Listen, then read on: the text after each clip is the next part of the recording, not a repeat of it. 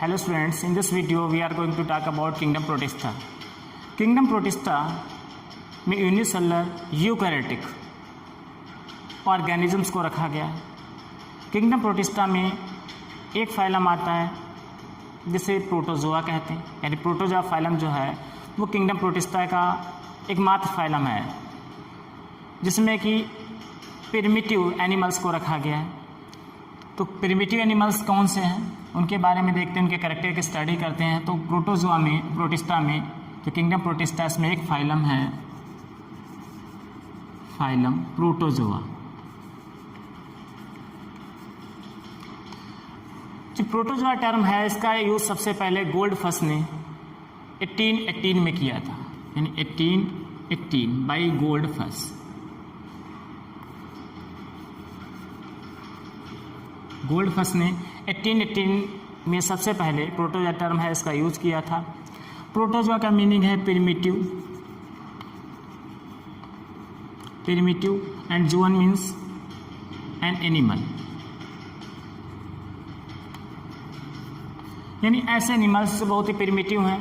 तो इस तरीके से प्रोटोजोआ में प्रिमिटिव एनिमल्स को रखा गया है। प्रिमिटिव एनिमल्स के कैरेक्टर्स कौन कौन से हैं? प्रोटोजोआ फाइलम्स के जो मेंबर्स हैं ये यूनिसेलुलर होते हैं, यूकैरियोटिक होते हैं, यूनिसेलुलर यूकैरियोटिक होते हैं, यानी इनमें डेवलप्ड न्यूक्लियस प्रेजेंट होता है। प्रोटोजोआ की फाइलम के जो मेंबर्स हैं इनमें लोकोमोशन के लिए सीलिया, लोकोमोशन सीलिया, फ्लैजेला और स्यूडोपोडिया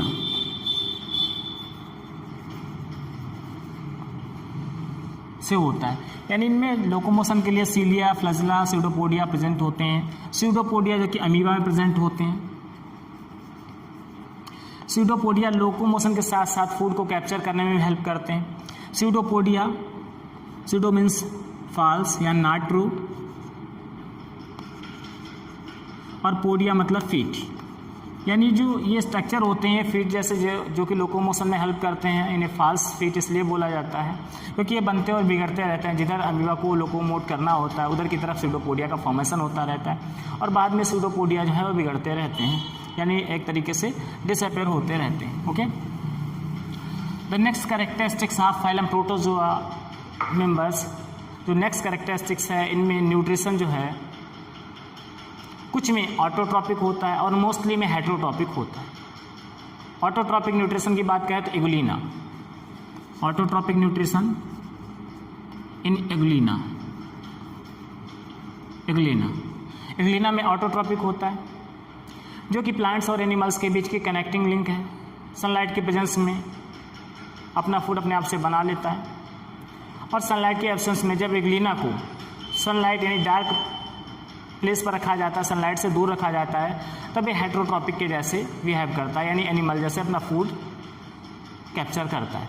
ओके, इसीलिए इस एगुलीना को प्लांट्स और एनिमल्स के बीच की कनेक्टिंग लिंक कहते हैं। This is the important point. Next है heterotrophic nutrition. Heterotrophic nutrition mostly organisms में प्रोटोजोआ फाइलम के जैसे अमीबा है, पैरामीशियम है, इन सब में हेटेरोट्रॉपिक न्यूट्रिशन होता है। डाइजेशन इंट्रासेलुलर होता है। Intracellular means inside the cell. जो डाइजेशन है वो सेल के अंदर होता है, जो कि फैगोसोम के अंदर होता है। फैगोसोम के अंदर डाइजेशन होकर फिर एब्जॉर्प्शन होता है और एब्जॉर्प्शन के बाद जो वेस्ट मटेरियल है वो फैगोसोम एक्सोसाइटोसिस द्वारा बाहर सेल के निकाल देता है, यानी आउटसाइड उसको इजेस्ट कर दिया जाता है। इस फाइलम के जो मेंबर्स हैं उनका नेक्स्ट कैरेक्टरिस्टिक्स है, इनमें जो रिप्रोडक्शन है वो मोस्टली एसेक्सुअल मेथड से होता है। एसेक्सुअल मेथड में जो कॉमन मेथड है उसमें बाइनरी फिजन और मल्टीपल फिजन है। बाइनरी फिजन जो कि फेवरेबल कंडीशंस में होता है और मल्टीपल फिजन जो है अनफेवरेबल कंडीशंस में होता है। लेकिन इनमें sexual reproduction means recombination of genetic material भी देखा गया है। जैसे पैरामीशियम है, इसकी कुछ स्पीसीज पैरामीशियम कोडेटम में भी कॉन्जुगेशन से सेक्सुअल रिप्रोडक्शन होता है, मीन्स जेनेटिक मटेरियल का रिकॉम्बिनेशन होता है, जिसे हम एक तरीके से सेक्सुअल रिप्रोडक्शन के नाम से जानते हैं। ओके, इस फाइलम के मेंबर्स में जो ऑर्गेनिजम्स हैं इनमें एक न्यूक्लियस प्रेजेंट होता है या न्यूक्लियस एक से ज़्यादा भी हो सकते हैं, जैसे पैरामीशियम में 2 न्यूक्लियस प्रेजेंट होते हैं, 1 माइक्रो एंड मैक्रो। इसके कुछ स्पीसीज जैसे पैरामीशियम ऑरेलिया में 3 न्यूक्लियस प्रेजेंट होते हैं, okay, 1 macro and 2 micro nucleus present होते हैं इनमें। यानी इस फाइलम के प्रोटोजोआ फाइलम के मेंबर्स जो हैं इसमें बाहर की ओर इस तरीके से, this is the euglena,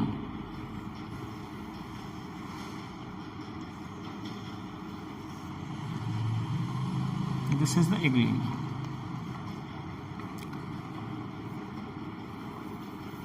this is the flagella.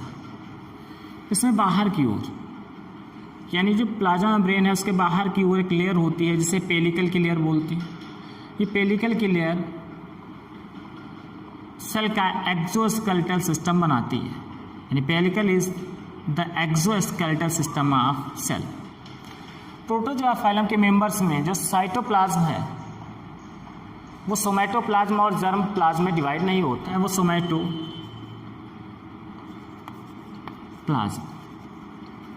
सोमैटोप्लाज्म और जर्म प्लाज्म में डिवाइड नहीं होता है। इस सोमैटोप्लाज्म और जर्म प्लाज्म में डिवाइड नहीं होता है इसलिए इनकी नेचुरल डेथ नहीं होती है। जो हायर एनिमल्स हैं उनमें सोमैटोप्लाज्म जो है और जर्म प्लाज्म अलग अलग होता है। जो जर्म प्लाज्म होता है यानी हमारी जर्मिनल सेल्स होती हैं वो उनसे ऑफ स्प्रिंग डेवलप होते हैं, और सोमैटोप्लाज्म यानी जो हमारी सोमैटिक सेल्स होती हैं वो एक लिमिट टाइम के बाद यानी एक एज के बाद उनकी डेथ हो जाती है, ओके। इस तरीके से ऑर्गेनिजम्स की डेथ हो जाती है। लेकिन यहाँ पर यूनिसेलुलर ऑर्गेनिजम्स हैं इनमें सोमैटोप्लाज्म और जर्म प्लाज्म अलग अलग डिवाइड नहीं होता, मतलब जो प्रोटोप्लाज्म है वो सोमैटोप्लाज्म में डिवाइड नहीं होता और जर्म प्लाज्म में डिवाइड नहीं होता, इसलिए बोला जाता है कि अमीबा की नेचुरल डेथ नहीं होती है। यानी जो डिवीजन होता है उससे जो डॉटर अमीबी बनते हैं या डॉटर ऑर्गेनिजम्स बनते हैं वो कोई भी रेसिड्यू नहीं छोड़ते हैं, यानी कोई भी जो पेरेंट बॉडी है उसका कोई पार्ट जो है वो एक तरीके से वेस्ट के रूप में नहीं निकलता है। पेरेंट एनिमल है उसका जो टोटल साइटोप्लाज्म है ये दोनों डॉटर अमीबी में यानी इनके ऑफस्प्रिंग्स में चला जाता है, ओके। तो इस तरीके से ये आपको क्लियर हो गया होगा कि अमीबा की नेचुरल डेथ क्यों नहीं होती, यानी एक नेचुरली तरीके से जो अमीबा वो क्यों नहीं मरता है, तो क्लियर है। तो cytoplasm is not divided to somatoplasm and germ plasm. Due to this amoeba की नेचुरल डेथ नहीं होती। इनमें सेक्सुअल रिप्रोडक्शन कॉन्जुगेशन से और मोस्टली एसेक्सुअल रिप्रोडक्शन बाइनरी और मल्टीपल फिजन से होता है। बाइनरी फिजन फेवरेबल कंडीशन में और मल्टीपल फिजन जो है अनफेवरेबल कंडीशंस में होता है। इनमें ऑस्मो रेगुलेशन के लिए लार्ज साइज्ड वैक्यूल प्रेजेंट रहती है, मीन्स जो सेल के अंदर वाटर की कंसंट्रेशन को मेंटेन करने के लिए एक वैक्यूल प्रेजेंट रहती है जिसे बोलते हैं contractile vacuole. For example contractile vacuole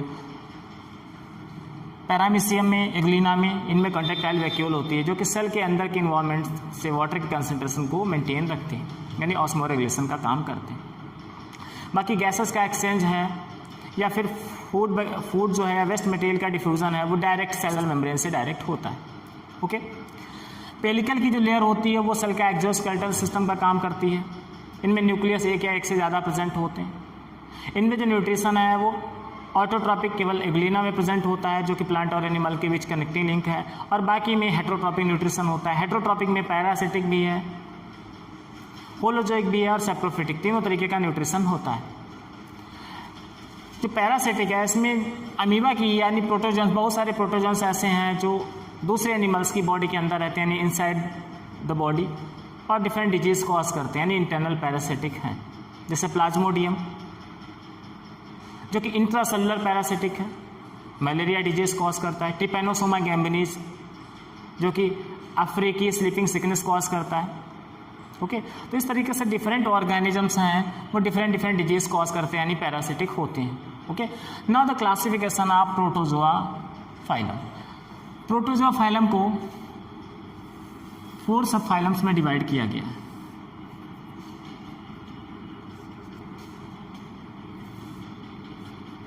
first है सार्कोमेस्टिगोफोरा,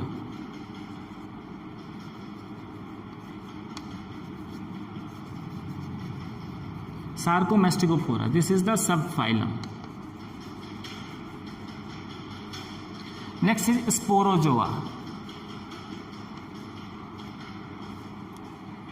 सीलियोफोरा, थर्ड जो है सीलियोफोरा।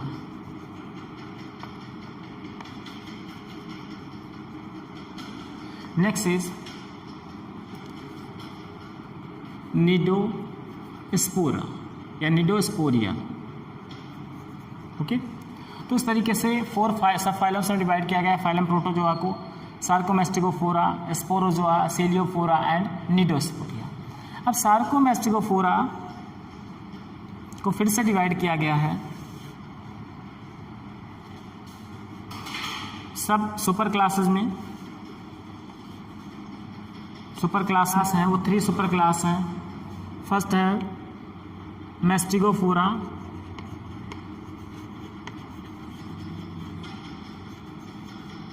नेक्स्ट है एप्लेनिटा, नेक्स्ट इज सार्कोडिना। ओके, मेस्टिकोफोरा को फिर से डिवाइड किया गया है 2 क्लासेस में। एक है फाइटोमेस्टिकोफोरा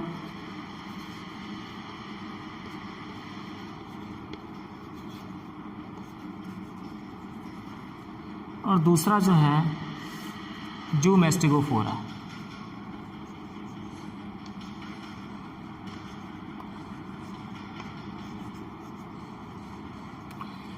फाइटोमेस्टिकोफोरा में एवलिना को रखा गया है। ऐसे प्रोटोजोन्स को मेस्टिकोफोरा में रखा गया है जिनमें फ्लैजिला प्रेजेंट होता है। फ्लैजिला बेरिंग जो है प्रोटोजोन्स को मेस्टिकोफोरा में रखा गया है। सार्कोडिना को 2 क्लासेस में डिवाइड किया गया है। फर्स्ट राइजोपोडिया,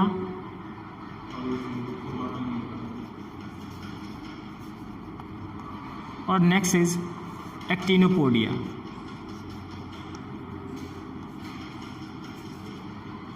स्पोरोजोआ सब फाइलम को डिवाइड किया गया है 3 क्लासेस में।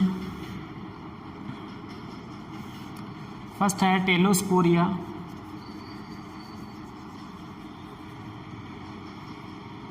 नेक्स्ट है टोक्सोप्लाज्मिया, लास्ट है हैप्लोस्पोरिया। ओके, सीलियोफोरा को डिवाइड किया गया है 1 क्लास में। सीलियोफोरा में एक ही क्लास है सीलिएटा।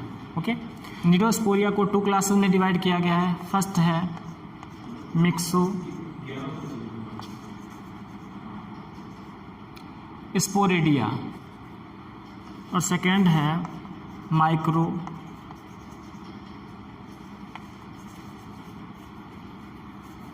फाइलम। जो प्रोटोजोआ है इसको 4 सब फाइलम्स में डिवाइड किया गया है। सार्कोमेस्टिकोफोरा, स्पोरोजोआ, सीलियोफोरा एंड निडोस्पोरिया।